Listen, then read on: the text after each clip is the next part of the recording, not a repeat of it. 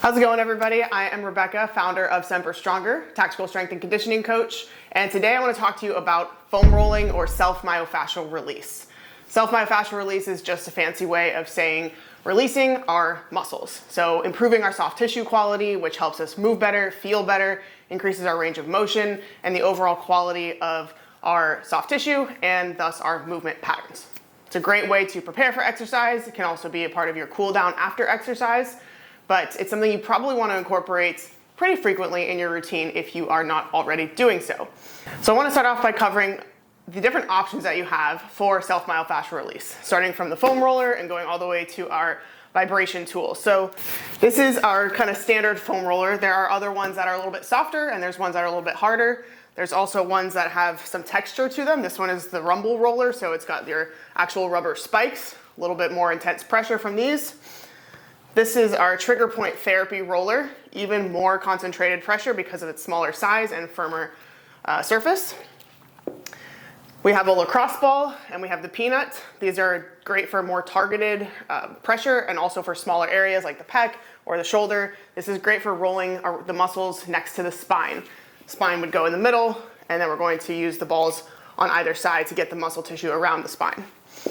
And then lastly, we have our hyper ice tools. Other ones in this category would be the Theragun or the Hypervolt, which use percussion or vibration to increase the intensity of the foam rolling or self-myofascial release experience. Let's start with some foam rolling do's and don'ts. First, we want to make sure we time our foam rolling appropriately. A lot of people, myself included, like to use foam rolling as a pre-workout protocol. Some people prefer to use it as a post-workout protocol, as incorporating it into their cool down. Whatever you choose, make sure you're spending about 30 to 60 or 90 seconds per muscle group. We don't want to go too slow, we don't want to go too fast, but we want to make sure we're spending enough time to really feel the impact of the foam rolling. Second, make sure you breathe during foam rolling. It's important that we send a signal to the brain that will allow the body to relax and let the muscles lengthen. If we hold our breath, clench our jaw, and create a stressful environment in our brain and body, the body might actually tense up more, making your foam rolling actually counterproductive to what you're trying to do. So make sure to breathe throughout. Long exhales, breathing as you move through each movement. More pain is not the goal. You want to create enough of a stimulus so that we achieve our goal with foam rolling, which is to improve our soft tissue quality and range of motion. But if it's so painful that we're actually just tensing up more, we are going to have the opposite effect of what we're looking for. So don't go for the maximum intensity or the maximum pain level. Choose the one that's appropriate for you, for where you are right now and how much experience you have using a foam roller. As your tolerance increases and your soft tissue quality improves over time, you can graduate from a softer roller to a harder roller, but don't go too hard, too fast out the gate.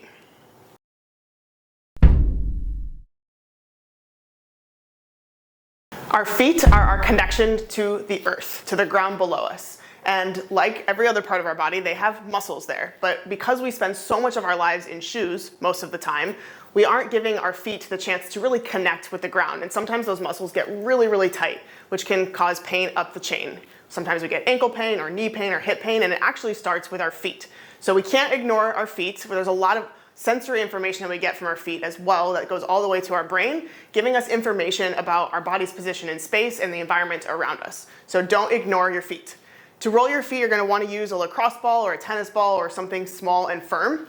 Make sure you remove your shoes and then put the ball just right over, or right under the center of your foot. You can make circles and go back and forth. Remember, we want to create enough stimulus, but not so much pressure that it creates a stress response in the body. You can flex your toes, point your toes, flex and point, and move all the way through the center of that foot. Make sure you do both sides.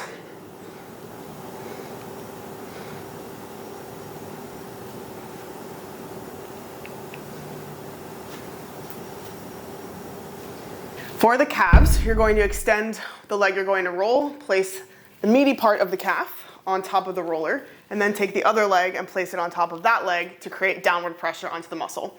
If your wrist can handle it and you want some additional pressure, you can lift your body up off the ground to create some more downward pressure.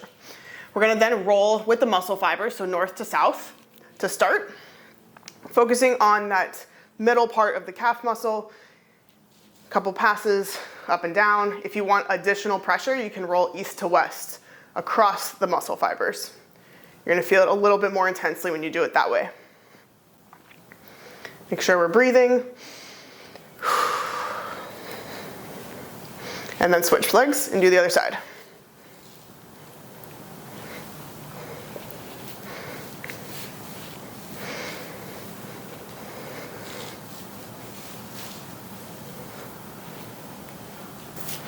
Now we're going to roll the quads. So we want to make sure we're getting the whole surface of the quad towards the inside and across the top, and then more towards the outside, from the knee all the way up to the hip crease. Quads can be tender on people, so make sure we move slowly. And you want to also make sure that you support yourself with a strong forearm support.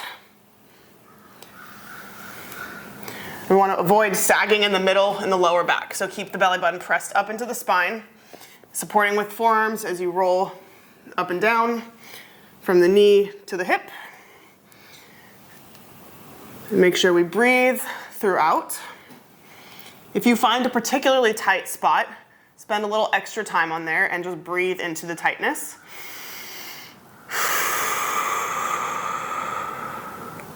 You can also create additional intensity by bending your knee to 90 degrees, and even more by moving your foot in and out.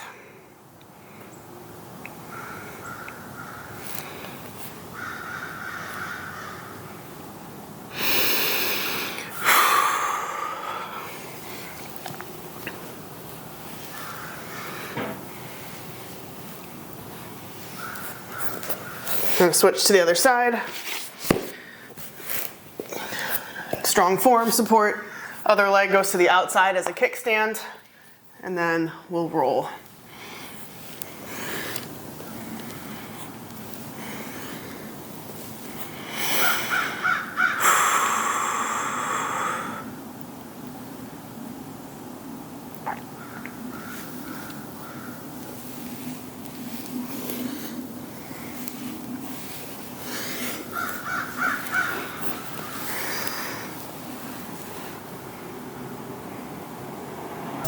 We're going to roll the adductors, which are the insides of the upper leg.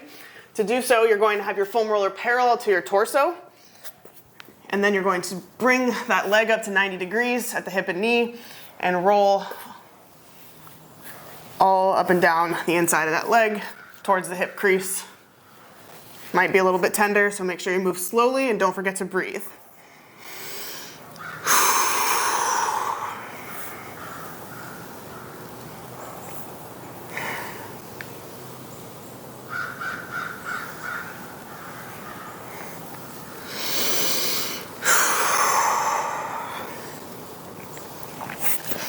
Switch to the other side.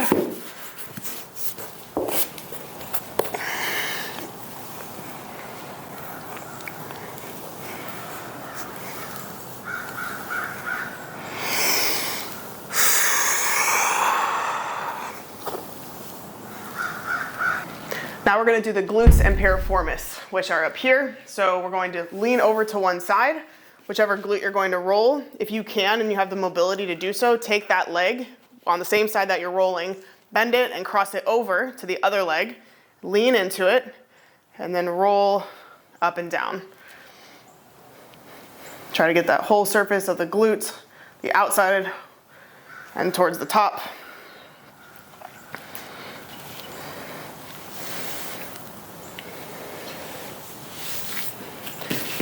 And then switch to the other side, lean over, cross the leg, lean and roll.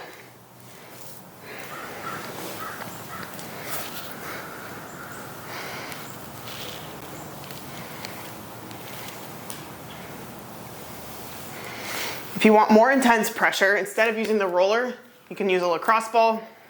It's going to be a lot more intense than just this because the pressure is going to be more concentrated to that area. So you're going to move it into your glute, and then do the same thing, cross it over, and roll on the piriformis.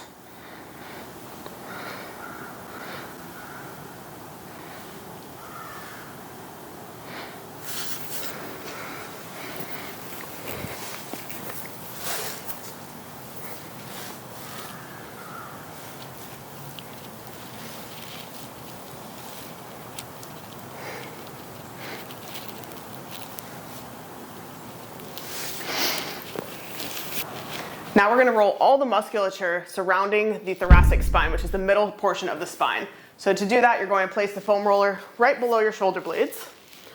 Then we'll give ourselves a hug, and then lift your butt up off the ground just a little bit and lean over just to one side slightly, so you're gonna get that muscle right between the spine and the shoulder blade.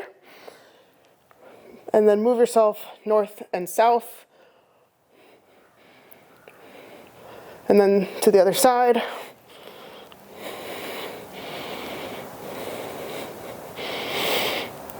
Now move your hands behind your head, open up your chest slightly, and do the same thing.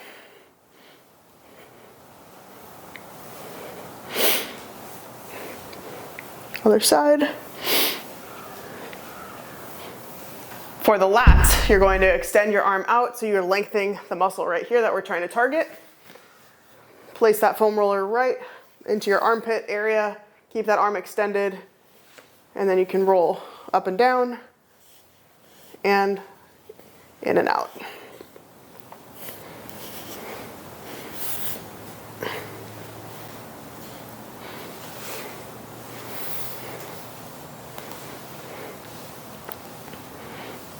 For this one, you're going to make sure that the opposite leg is bent, serving as your kickstand so you can easily move your body back and forth. Switch to the other side.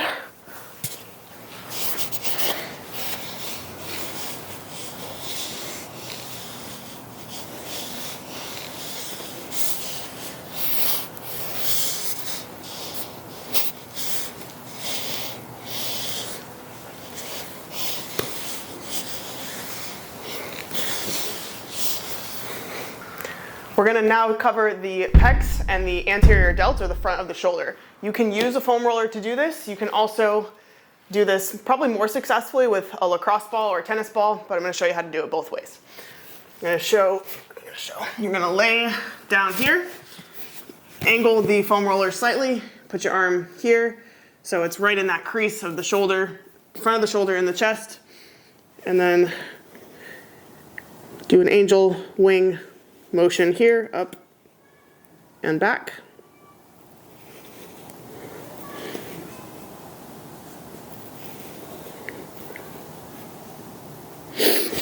Switch.